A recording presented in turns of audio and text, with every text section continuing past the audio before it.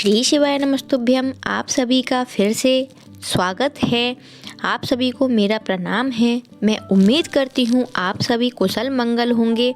तो चलिए आज मैं आप सभी के लिए लेकर के आई हूँ श्री अश्वत्थामा श्री शिव महापुराण कथा भाग 6, जिसकी कथा का सार मैं आपके साथ में शेयर करने के लिए आ गई हूँ। उम्मीद करती हूँ आपको मेरी वीडियो अच्छी लगेगी। तो चलिए वीडियो की शुरुआत करते हैं। सबसे पहले जैसे कि हम हर वीडियो में बात करते हैं कि गुरुजी हमें एक सीख देते ही हैं, तो उसके बारे में हम बात करेंगे। गुरुजी ने आज हमें बताया कि अगर हम भक्ति मार्ग में जाते हैं, भक्ति की ओर अग्रसर होते हैं, तो उसका परिणाम हमें क्या मिलता है। भक्ति के परिणाम स्वरूप कि भक्ति का फल कैसा मिलता है, किसको मिला है, उसका उदाहरण देते हुए गुरुजी ने हमें बताया कि 3 लोग सबसे भाग्यवान थे अभी तक। उन 3 लोगों में सबसे पहले नाम आता है राजा दशरथ जी का, जिनके घर में स्वयं राम जी महाराज का जन्म हुआ था। पूरा बचपन से लेकर के जवानी तक उन्होंने भगवान का दर्शन साक्षात किया था।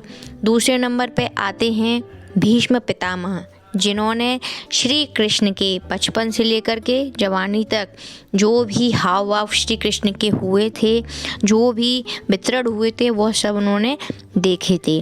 तीसरे नंबर पर आते हैं गिद्धराज जटायु, जिनकी मृत्यु के समय उन्होंने श्री राम के गोदी में अपने प्राणों को त्यागा था।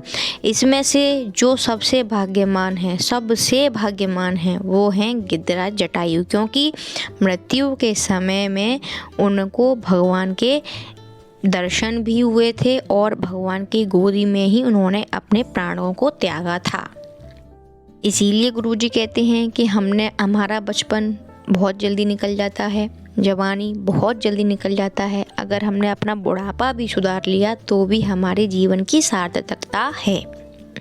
इसी में एक बहुत अच्छी सीख गुरुजी ने हमें दी कि गिद्ध और कौवा ये सबसे ऊंचे उड़ते हैं, बहुत ऊंचाई पर उड़ते हैं, लेकिन फिर भी ज़मीन में यह देखते हैं कि कहीं मांस के चितड़े खाने को उन्हें मिल सकेंगे क्या।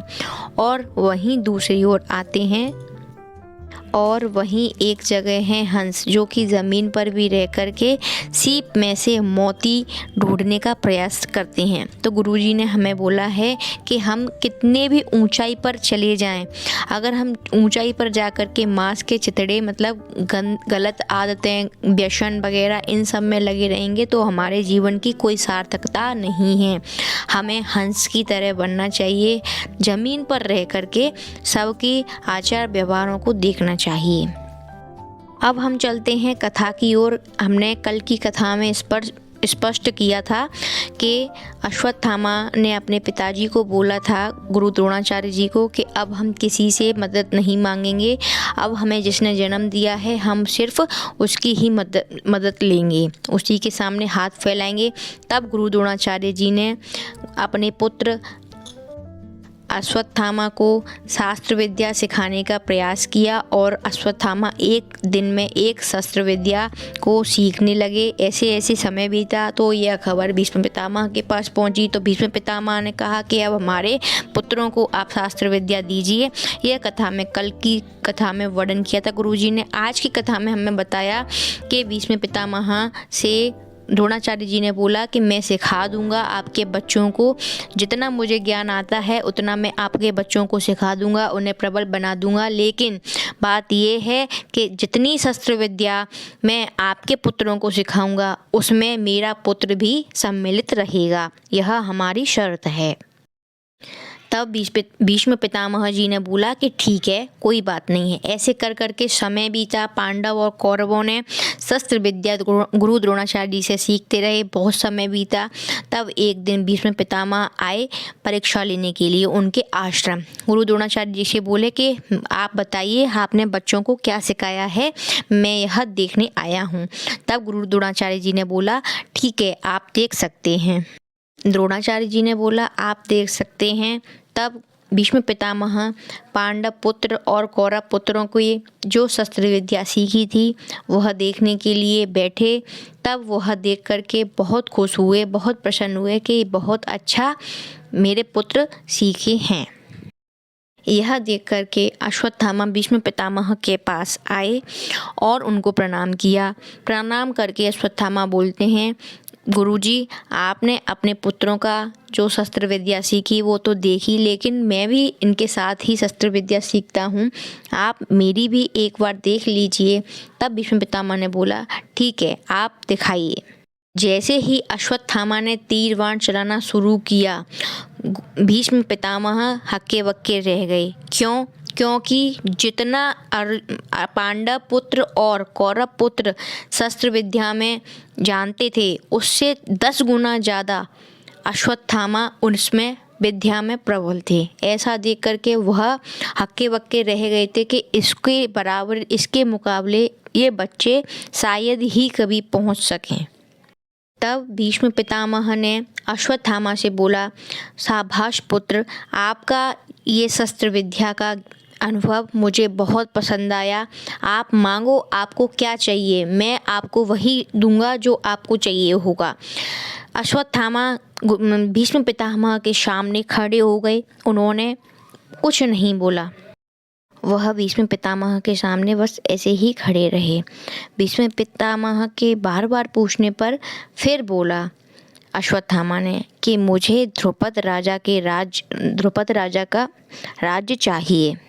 तब भीष्म पितामह ने पूछा कि द्रुपद राजा से आपका क्या संबंध है। तब अश्वत्थामा ने बताया कि उन्होंने मेरे पिताजी का अनादर किया है, इस वजह से मैं उनका राज्य चाहता हूँ। तब भीष्म पितामह ने कहा कि ठीक है, आपका यह कार्य मैं अवश्य पूर्ण करूँगा। तब भीष्म पितामह ने सेना तैयार करके द्रुपद राजा का राज्य छीन लिया, पूरा ले लिया और अश्वत्थामा के पास ला कर के बोला कि ये लीजिए, अब ये राज्य आपका है। अश्वत्थामा यह देख बहुत प्रसन्न हुए, लेकिन गुरु द्रोणाचार्य की आंखों में अश्रु बह रहे थे। तब अश्वत्थामा ने बोला, पिताजी, अब आप क्यों रो रहे हो? इन्होंने आपका अपमान किया था और मैंने इनका राज्य ही अपने लिए कर लिया, अब अपन इसकी सत्ता पर राज्य करेंगे। तब गुरु द्रोणाचार्य रोते हुए अपने पुत्र से एक संवाद बोला कि हे पुत्र, किसी का छीना हुआ अगर कोई 100 वर्षों तक भी खाए तो उसका मन नहीं भरता, पेट नहीं भरता। अगर कोई बांट करके एक निवाला भी खाता है तो उसको सुखद अनुभूति की प्राप्ति होती है। गुरुजी ने बोला कि हमें भी अपने बच्चों को यही सिखाना चाहिए। तब गुरु द्रोणाचार्य जी ने भीष्म पितामह से कहा कि आपने हमारे लिए राज्य जीत कर के लाए, उसके लिए आपका बहुत बहुत आभार। अब हम मित्रता निभाएंगे। अश्वत्थामा ने बोला कि पिताजी, आपका इतना अपमान किया, उसके बाद भी आप ऐसे कह रहे हो। महाभारत का वन कर्म कहता है कि जो जैसा कर्म करता है वह वैसा ही भोगता है। पुत्र, हम मित्रता निभाएंगे। तब गुरु द्रोणाचार्य जी ने राजा द्रुपद को गले लगा करके बोला कि आधा राज्य आपके हम रखेंगे और आधा राज्य आपका, आपको ही समर्पित करते हैं। ऐसा सुन करके राजा द्रुपद की आंखों में आंसू आ गए और उन्हें अपने किए पर बहुत पछतावा हो रहा था। वह अपने मित्र श्री गुरु द्रोणाचार्य जी से माफ़ी मांगने लगे कि हे मित्र, तुम मेरे सखा होने के साथ भी मैंने तुम्हारे साथ ऐसा व्यवहार किया, परंतु तुमने मेरा राज्य पूर्ण जीतने के बाद भी मुझे आधा राज्य समर्पित कर दिया। मैं अपने आप को कैसे क्षमा कर पाऊँगा। गुरुजी ने हमें एक बहुत अच्छी बात बताई है कि अगर हमारा प्यार, हमारा व्यवहार, हमारा जो कि सामने वाले से जैसे हम प्रेम बस रहेंगे तो वह हमारे पास सत्ता हो ना हो, वैभव हो ना हो, हमेशा ज़िंदगी भर रहेगा। लेकिन अगर हम सत्ता के चक्कर में अपना व्यवहार ख़राब करेंगे, पैसे के चक्कर में अगर हम किसी से वार्तालाप नहीं करेंगे, घमंड में रहेंगे, तो सत्ता भी एक ना एक दिन चली जाती है। मतलब दिन सबके फिरते हैं। उस समय फिर आपके साथ कोई नहीं होगा। राजा द्रुपद जब गुरु द्रोणाचार्य के गले मिल रहे थे तब उनके पुत्र धूम्रपान के मन में कपट आ गया और वह सोचा कि मैं इनको ऐसे ही तो नहीं छोड़ूंगा, इन्होंने हमारा सारा राज्य हड़प लिया, ऐसे ही मैं इनको नहीं जाने दूंगा, इसका बदला मैं अवश्य लूँगा। और इसका बदला उन्होंने लिया जब महाभारत रची गई।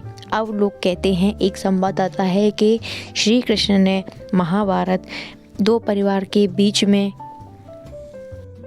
प्रॉपर्टी के लिए क्यों करी, मतलब दो भाइयों के बीच में श्री कृष्ण क्यों पड़े थे। लेकिन यह संवाद बिल्कुल गलत है। श्री कृष्ण जी ने दो भाइयों के बीच में नहीं बोले, वह बोले तो गौ माता के लिए, मतलब देश हित की लड़ाई के लिए वह बीच में आए थे। और वह कैसे, मत्स्य राम के एक राजा थे जिनके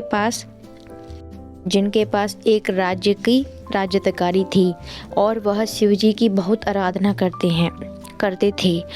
गुरुजी बोलते हैं कि शिव आराधना जो व्यक्ति करता है, अगर उसको कुछ गलत कोई बोले तो उसका आंसर, मतलब उसका उत्तर उसे स्वयं नहीं देना चाहिए, उसका उत्तर महादेव स्वयं देते हैं। धृतराष्ट्र ने कर लेने के लिए मत्स्य राजा को यहाँ पर भेजा था, तो मत्स्य राजा ने उस समय मना कर दिया कि अभी कर नहीं है। तब धृतराष्ट्र ने अपने पुत्र दुर्योधन से कहा कि पुत्र तुम जाओ, एक राज्य से हमें कर नहीं मिलेगा तो हमारा काम नहीं चलेगा। तो दुर्योधन दुशासन और मामा शकुनी के साथ मत्स्य राजा के पास पहुँचे। मत्स्य राजा के पास पहुंचकर दुर्योधन ने कहा, हे राजा, आपने अभी कर नहीं दिया है, हम उसे लेने के लिए आए हैं। तब मत्स्य राजा ने बोला कि हाँ, मैं कर देने के लिए मना नहीं कर रहा हूँ, आप मुझे 15 दिन का, केवल 15 दिन का समय दे दीजिए, मैं आपका पूर्ण कर दे दूँगा। तब दुर्योधन ने कहा, ठीक है, हम तुम्हें समय देते हैं। लेकिन जो दुशासन उनके साथ गए थे, उन्होंने देखा कि मत्स्य राजा के पास में लाखों गाय हैं जिनके सींग जो हैं वो सोने के खुर हैं, उनके गले में सोने की घंटियां हैं, पैरों में पायल पहने हुए हैं, बिजड़ी पहने हुए हैं। तो दुशासन ने दुर्योधन से बोला कि ये कर नहीं दे रहे हैं तो अपन ऐसा करते हैं कि इन गाय के जो सोने के सींग लगे हैं और जो चांदी का ये जो आभूषण पहने हैं उनको हम लेकर के चलते हैं। तब उस समय मामा शकुनी ने बोला कि वो ही क्यों, हम गाय ही ले चलते हैं। तब दुर्योधन उनकी बातों में आकर के सारी गाय को अपने साथ ले गए हस्तिनापुर। जब वह लेकर के गए तब उन्होंने उन सारी गाय को एक गौशाला में बंद कर दिया, ना उन्हें खाने पीने को कुछ दिया, वो खाने पीने के लिए बेबस हो रही थी, चिल्ला रही थी। और यह खबर द्वारकाधीश के पास पहुंची। तब द्वारकाधीश ने दुर्योधन से कहा कि उन गायों को मत्स्य राजा को वापस कर दो। तब दुर्योधन ने बोला कि जब तक वो कर नहीं देंगे तब तक हम गाय नहीं देंगे। तब नारायण ने बोला कि चलो गाय मत दो, तुम उनको खाने पीने के लिए तो दे दो।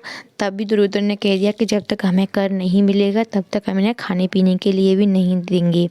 वह भूख प्यास से बिछुड़ रही थीं। ऐसे 15 दिन हो। तब नारायण ने बोला कि तुम गाय मत दो, अब तुम्हें पूरा राज्य ही सौंपना पड़ेगा, अब होगी महाभारत। इसलिए कृष्ण ने महाभारत रची थी। समय आया महाभारत का। जब महाभारत हो रही थी तब वहाँ एक अश्वत्थामा नाम का हाथी था, उसकी मृत्यु हो गई।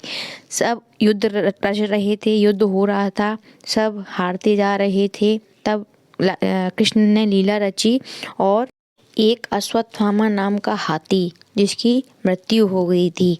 तो जब पांडवों ने बोला द्रोणाचार्य से कि अश्वत्थामा मर गया है, तब गुरु द्रोणाचार्य को विश्वास नहीं हुआ कि मेरा पुत्र नहीं मर सकता। तब वह युधिष्ठिर के पास पहुँचे, क्योंकि युधिष्ठिर हमेशा सत्य बोलते थे। युधिष्ठिर से पूछा तो युधिष्ठिर ने बताया तो यही था कि हाँ, अश्वत्थामा नाम का जो हाथी है वो मर गया है। लेकिन अश्वत्थामा के बाद जो हाथी शब्द बोला तब तक कृष्ण भगवान ने शंख बजा दिया और शंख की नाद से हाथी स्वर सुनाई नहीं पड़ा। उनको लगा कि मेरा पुत्र सत्य में मर गया है। तो गुरु द्रोणाचार्य जी ने घुटने टेक दिए। जब उन्होंने घुटने टेके तो द्रुपद के पुत्र धृतरामा ने बाण चला दिया और श्री गुरु द्रोणाचार्य जी की मृत्यु हो गई। इससे उनका बदला जो था, एक भाव था, वो पूर्ण हुआ। तो गुरुजी हमें बोलते हैं कि हमें अपने बच्चों को कभी ये नहीं बोलना चाहिए हमारे परिवार में ये बुरा है वो बुरा है। हमें अपने बच्चों से हमेशा ये बोलना चाहिए कि सभी अच्छे हैं, जिससे हमारे बच्चे समानता का भाव हमारे एक एक परिवार के सदस्यों के लिए रख सकें। आज की कथा यहीं विराम लेती है। कल की कथा का सार हम कल की वीडियो में शेयर करेंगे। उम्मीद है आपको ये वीडियो अच्छी लगी होगी। तो चलिए मैं आपसे इजाज़त लेती हूँ। अभी एक बार थोड़ा मंत्र जप कर लेते हैं। श्री शिवाय नमस्तोभ्यम, श्री शिवाय नमस्तोभ्यम, श्री शिवाय नमस्तोभ्यम।